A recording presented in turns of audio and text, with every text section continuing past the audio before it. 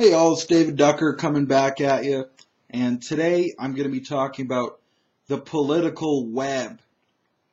So this is a key part of my style of GMing.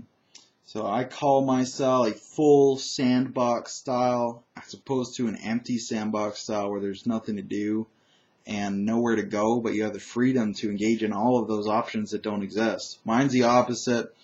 There's lots of places to go, there's lots of people to meet, and you have the freedom to go and engage any of them. I also like to call myself prepare to improvise because it requires a lot of prep in creating those people and places, but that's all the prep you have to do. After that, you just have to improvise so they fit together. So that's a brief overview of my style, but today we're talking about specifically the political web aspect. So what that means is you want to have like a spider web throughout your campaign so that no matter where the players go or what they do, whatever they touch, whatever they pull on is going to pull on something else. So it's all connected. That's what the web is. So this starts for me with factions. You make your factions in the local area, whatever the area your campaign is. Some campaigns are spread out over the whole galaxy, and they have vast megacorps that represent these factions. Some of them, I plan on running someday a campaign that never leaves a single house, because you're going to be playing house brownies living inside of this house, in the walls and in the rafters, and you'll never leave the house. Well, you might leave it, but perhaps not. So your political web could span any geographical area from a single building out to the entire galaxy. So establish the factions for your geographical area. In the space opera style, it's going to be your governments, your mega corporations. Those are your two big ones that span that vast scope. In more typical games that are set over the course of a country, you're probably just going to have some governments again. And depending on your genre, you might have still some mega corporations if it's modern day, or a planetary romance style. Dune has Chom and the Spacing Guild.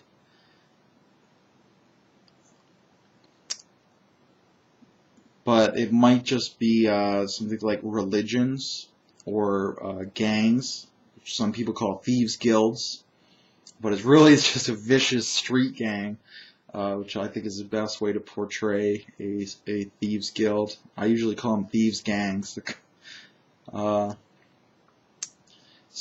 that's a good place to start. Start with the old four party roles. Start with your fighters, who are your government and military.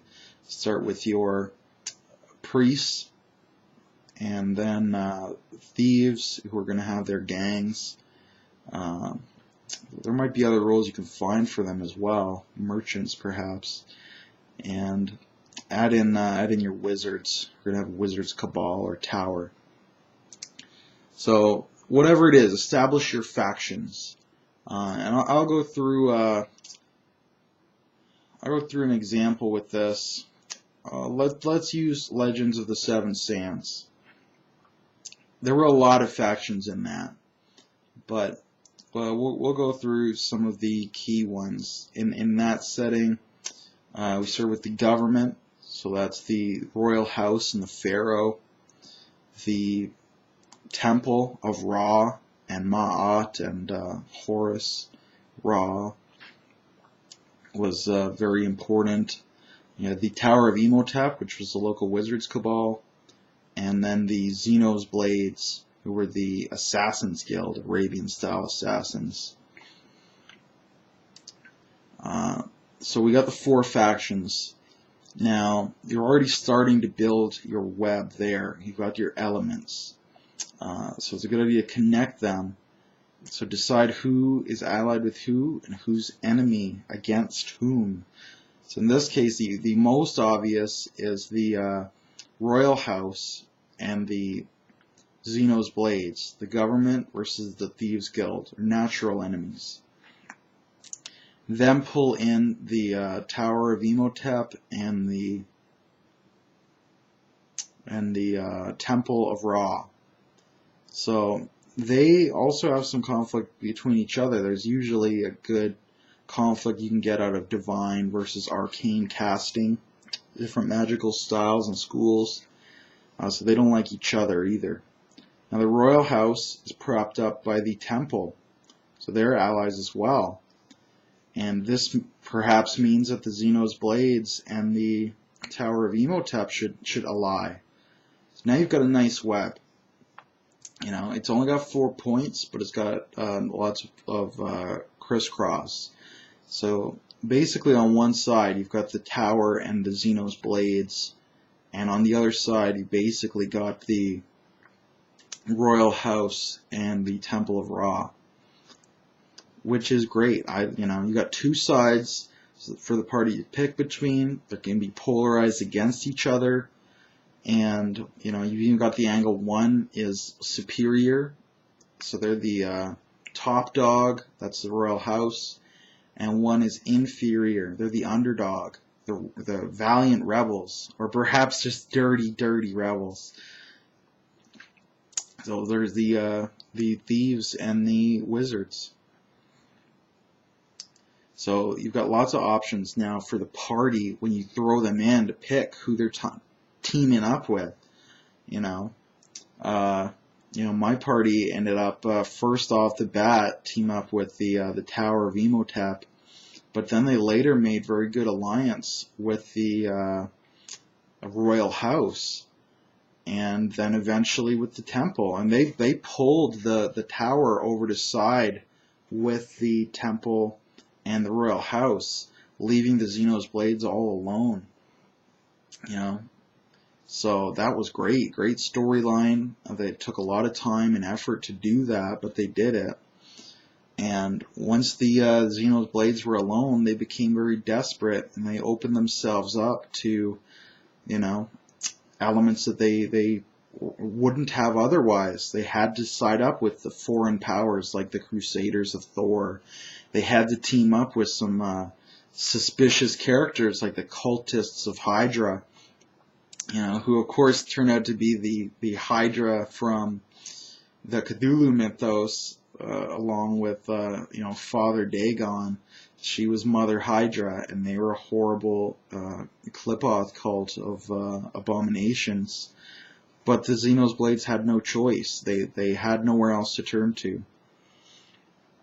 So you can see how by pulling on the tower, pulling it over to the opposite side, that forced the remaining faction of that side to seek elsewhere for their alliances. And it was great. So that's the basic breakdown of how to do it. Make factions, tie them together, tie them against each other, and let the PCs loose. But you also want to flesh those factions out. So faction is just a collection of individual people, non-player characters, or sometimes player characters. So, for example, the tower had a lot of NPCs in it. They had 8 masters, 1 for each spell school, because we're using Pathfinder. So they had, Marcus, the master of necromancy. We had in there, I believe his name was Cain, the master of evocations. We had Czar, master of transmutations. We had Madigan, the master of divinations. Heather was the mistress of conjurations. I think those were our 5 main masters that we interacted with.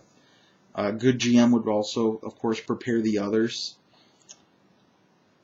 And then we also had the stewards, who they'd interact with. We had the original steward was Tomas, and the party ended up charming him into stealing some goods from the tower stores for them. Actually, Aaron did, by himself, without consulting anyone. Aaron Kenderson, the Eternal Kender, just charmed this poor old guy and sent him to steal from his masters. And they found out, and they fired Tomas, threw him out on the street, and they got the new steward, who was Ahmed, and Ahmed was greasy motherfucker.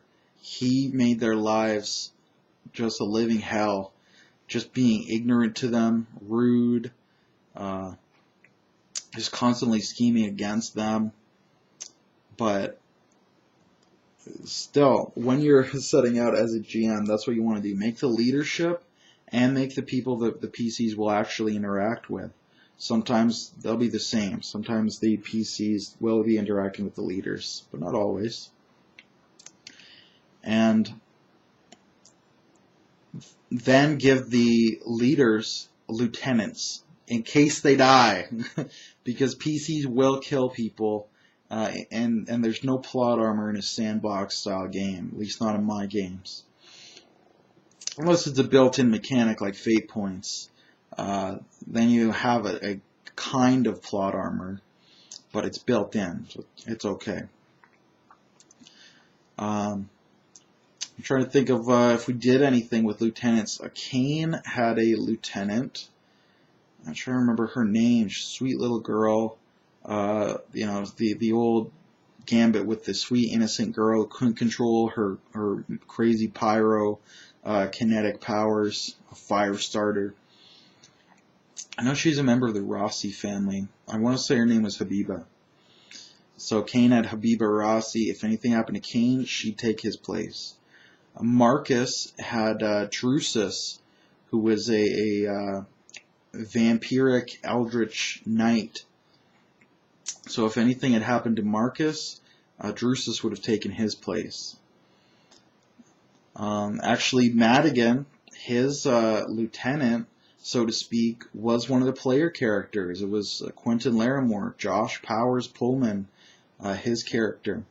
And when something did happen to Madigan, Josh stepped up and took his place.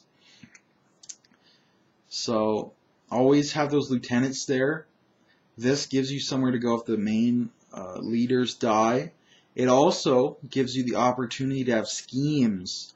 The lieutenants can scheme against the leaders. They can be allied with other factions, or they can have greed to take over the faction they're already in and put their masters to the side or to the ground. So that's step 2. You know, first step, establish the factions you want in your setting and connect them. Second step, flesh them out. Each faction gets a leader and a lieutenant at the very least. And make these NPCs exemplars of that faction and show off different aspects. For example, we had a dwarf hold in actually our upcoming game, Return of the Runefangs. There's a dwarf hold, which I want to say is called Kazakh Torm, but I could easily be wrong. I'd have to check it. But in the dwarf hold, that whole hold is probably just one faction. It's not going to get enough screen time to flesh out any more than that. So I said, what do we want to exemplify about the dwarfs? Well, we want to exemplify their military might, so we'll make their leader very militant. And we also want to exemplify their technology, because these are sky dwarfs. They're kind of like the cross between a dwarf and a tinker gnome. So they have sky shifts, they have grenadiers, musketeers, looking glasses, that kind of thing. So his lieutenant is going to be a